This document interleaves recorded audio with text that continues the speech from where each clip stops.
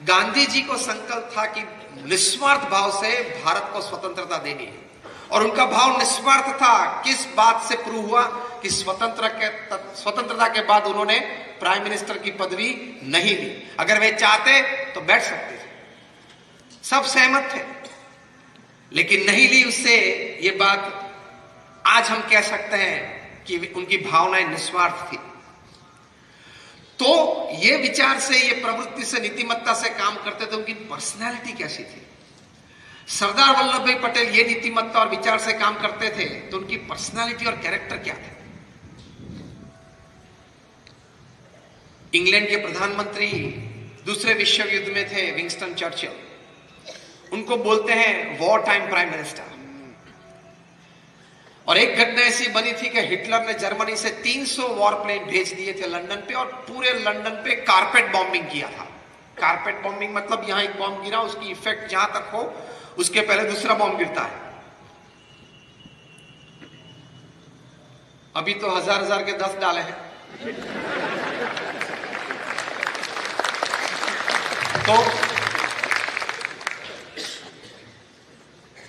उस वक्त Winston Churchill, जब पूरे इंग्लैंड की प्रजा बैठ गई थी नामोशी, एक डर में, तब उन्होंने वी फॉर विक्ट्री सिंबल दिया था, सबको प्रेरणाएं दी थी और पूरे समाज को अपने साथ चलाया था, उठाया था।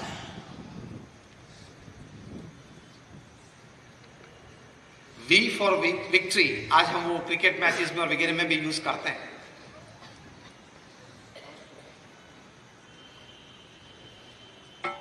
फिर हमारी मैचेस होती है, कोई प्रसंग होता है, हमारे फैमिली में कोई घटनाएं बनती है तो हम वी फॉर विक्ट्री करते हैं। तो ये विंस्टन चर्चिल ने ये सिंबल दिया था। वे बोलते थे कि I am not afraid of Hitler, but I am afraid of that half naked फकीर ऑफ इंडिया, गांधी जी। जब आईसीएस ऑफिसर्स की कॉन्वोकेशन में वे जाते थे, इंडियन सिविल सर्विसेज, आज उनका नाम है आईएएस।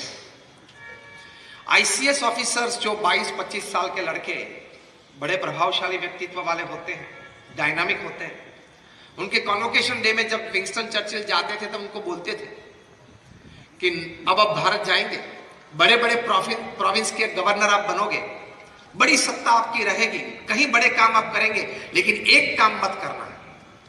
तो ये बोलते थे, कौन सा काम हमें नहीं करना है? Are we not entitled and authorised to do everything? तो क्या, हाँ, you are entitled, you are authorised to do everything, but don't do one thing. वे बोलते थे क्या? तब विंस्टन चर्चिल बोलते थे, don't talk to Gandhi and Sardar. Bharat में जाके आप गांधी और सरदार से बात मत करना, बाकी आपको जो मन चाहे वो करना। तो ये लोग बोलते थे, भाई क्यों, ये दोनों कौन है, क्यों उससे बात नहीं करनी है? तब विंस्टन चर्चिल बोलते थे कि ये दोनों के विचार इतने स्पष्ट, ऊंचे और पवित्र है, उनका जीवन इतना पवित्र है, अपने कार्य में वे नीतिमत्ता और प्रामाणिकता को कभी उन्होंने छोड़ा नहीं, बड़ी एथिकल वैल्यूज से वे काम करते हैं। तो उनकी जो पर्सनालिटी है, उनका जो कैरेक्टर है, वे इतना पावरफुल और ओवरपावरिंग है कि 10 मिनट की मीटिंग अक्रॉस द टेबल और वे एक पेज आपके मुंह पे फेंकेंगे और बोलेंगे साइन इट। आप दब जाओगे उनकी पर्सनालिटी के नीचे and you will sign a blank paper, they will write the text after that. आप ब्लैंक पेपर पे आप साइन कर दोगे और बाकी टेक्स्ट वे बाद में लिखेंगे। इतनी पावरफुल दोनों पर्सनालिटीज है। मतलब भारत जाने के बाद आप ये गर्व मत रखना कि मैं आईसीएस हूं, जो काम करना है करना, ये काम मत करना। तो आपकी पर्सनैलिटी और कैरेक्टर इससे पावरफुल बनते हैं। और जब आप इस वजह से, इस कारण से अपनी पर्सनैलिटी और कैरेक्टर डेवलप करते हो, तो आ जाते हैं लोग, आ जाते हैं व्यवस्थाएं, आ जाती हैं समृद्धियां, आ जाती हैं। गांधी जी को संकल्प हुआ कि कांग्रेस के लिए, जब भारत की स्वतंत्रता लड़ाई चल रही थी, पैसे की जरूरत है, उन्होंने अपील की कि हर एक भारतीय 1 रुपया डोनेशन करे। उस वक्त तो मोबाइल फोन थे भी नहीं, ये भी लैंडलाइन नहीं थे, मतलब व्हाट्सएप तो था ही नहीं, मेल्स था नहीं। करुणोकर ये उपदेश गया आगे, और आपको जान के ताज्जुब होगा कि विद इन 72 आवर्स, 3 दिन में भारत के कोने कोने में से लोगों ने 1 रुपया दिया और 40 करोड़ रुपए दिल्ली पहुंच गए इन 3 डेज। वो गांधी जी के वचन पे, उनका नाम लेके कोई घर घर जाता, छोटे से गांव में भी, रिमोट विलेजेस में, कि गांधी जी ने ये कहा है, उनके नाम से लोग 1 रुपया दे देते थे। क्या पर्सनालिटी होगी, क्या कैरेक्टर होगा। अगर इस बात पे ध्यान रख के आप चले तो फिर आपको पर्सनालिटी डेवलपमेंट कोर्सेज में जाने की जरूरत ही नहीं है। और कैरेक्टर डेवलपमेंट क्लासेस तो सिर्फ हम संत चलाते, बाकी तो कोई चलाता नहीं। तो दोनों यहां बन जाएंगे। सरदार वल्लभ भाई पटेल की ये थी पर्सनालिटी और ये कैरेक्टर था। जब उनका देहांत हुआ तब वे भारत के नायब प्रधानमंत्री थे और गृह मंत्री थे, union home minister and the deputy prime minister of India. उनके बैंक अकाउंट में उस वक्त 750 रुपए थे। The union home minister and the deputy prime minister, कितनी प्रामाणिकता से वे जीवन जीते होंगे। मैं कई बार कहता हूं कि इस पदवी पे होते हुए भी जब उनका देहांत हुआ तब उनके बैंक अकाउंट में सिर्फ 750 रुपये थे, इसीलिए 2200 करोड़ की मूर्ति बनी। ऐसे नहीं बनती 2200 करोड़ की मूर्ति, ऐसे नहीं बनती। ये पदवी पे होने के बावजूद भी बैंक अकाउंट सिर्फ 750 रुपये का था, इसलिए ये बनती है, इसलिए लोग वहां जाते हैं। कहने की बात यह है कि when you develop your personality and character through your thoughts and your actions, resources have to come to you. और ये प्रेरणाएं जब भी हम चाहे तब ले सकते हैं। हम निर्णय करें तब हमारा जीवन में परिवर्तन जरूर आ सकता है। बाकी किसी का ले लेना, किसी को दगा करना, जो अपना नहीं है वहां हाथ डालना, वो तो एक कुत्ते का जीवन हुआ, बिल्ली का जीवन हुआ, पशु जीवन हुआ। कुत्ते और बिल्ली वही करते हैं। आप भी अगर वो कर लो कि नहीं ये घर तो मेरे भाई का है लेकिन किसी भी तरह ये घर ले लेना है, ये बिजनेस में वो है लेकिन ये पार्टनरशिप किसी भी तरह मुझे ले लेनी है, ये जमीन बहुत अच्छी है लेकिन मेरी नहीं है तो किसी भी तरह 7/12 के पेज में मेरा नाम डलवा दूंगा किसी भी तरह। कुछ भी ऐसा गलत किया, you are cheating your own conscience. वो तो एक पशु जीवन हुआ, कुत्ते जैसा जीवन हुआ।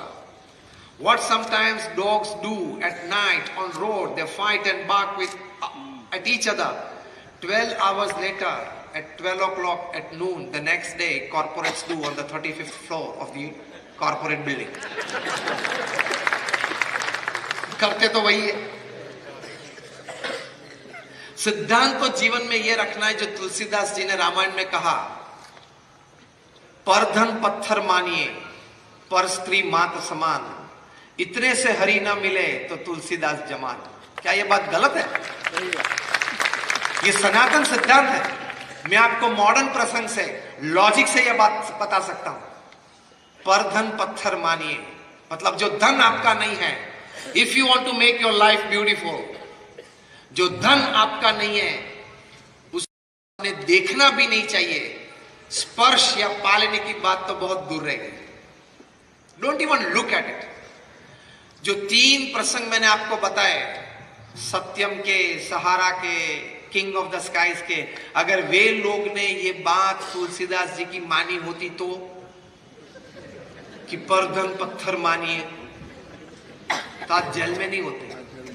ये माना नहीं उन लोगों ने। अगर किसी ने उनको बताया होगा उस वक्त कि देखो तुलसीदास जी ने रामायण में ये बताया, who is Tulsidas, what is Ramayana, ये आजकल के बच्चे करते हैं, who is Tulsidas, who is Ramayana. तो इलेक्ट्रिसिटी जैसी बात है, व्हाट इज इलेक्ट्रिसिटी, प्लग में उंगली डाल पता चलेगा। उसी तरह हु इज तुलसीदास, तो तुलसीदास ने जो कहा उसका उल्लंघन कर, फिर पता चलेगा हु इज तुलसीदास। ये हकीकत है। दूसरी बात कही, पर स्त्री मां के समान, ये भी आज के जमाने में बहुत जरूरी है। कम वक्ता इस विषय पे बात करते हैं। आप गृहस्थ आश्रम में हैं, आपको अपनी पत्नी के अलावा कोई भी स्त्री इस पृथ्वी पे या तो आपकी लड़की है, आपकी बहन है या आपकी माता है। ये विचार से, ये पवित्रता से जीना है और वर्तन रखना है, क्योंकि समाज बहुत जागृत हो गया है। अभी एक मी टू मूवमेंट चल रहा है, पता है ना?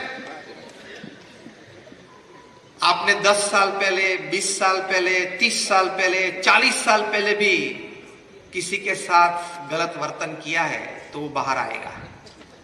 बड़े हमारे कैबिनेट मिनिस्टर थे, उनको भी इस्तीफा देना पड़ा इसी वजह से। और बेंगलुरु में एक बड़े मल्टीनेशनल कॉरपोरेशन, ई प्लेटफॉर्म कंपनी थी, उनके सीईओ को भी इस्तीफा देना पड़ा। ये तो मैंने एक रेंज बताई।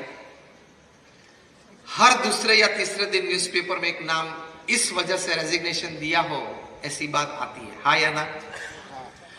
तो वो तो जिनके नाम बड़े हैं और जिनके नाम आ सकते हैं न्यूज़पेपर में, इन्हीं का नाम लिया जाता है। उस नाम के पीछे से 15, 20, 25 तो जिनके नाम इतने बड़े नहीं, वो तो ऐसे ही चले जाते हैं। तो what is happening and what has come out is just the tip of the iceberg. अभी तो आगे बहुत बात आएगी, हमारी ये पीढ़ी देखेगी। तो आपका वर्तन और शुद्ध होना चाहिए।